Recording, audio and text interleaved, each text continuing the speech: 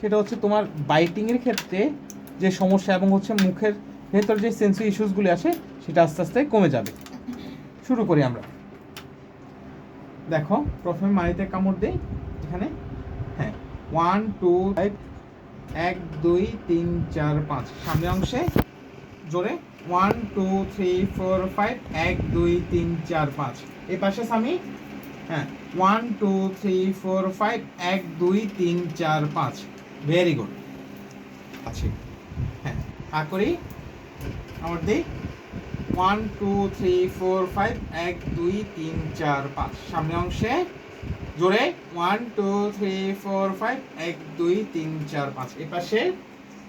1 2 3 4 5 1 2 3 4 5 very good Sami. Last one picture দাও, দেখো এখানে ছোট ডট দাও, এখানে বড় ডট দাও, তুমি কামড় দিয়ে মারি দিয়ে করি জোরে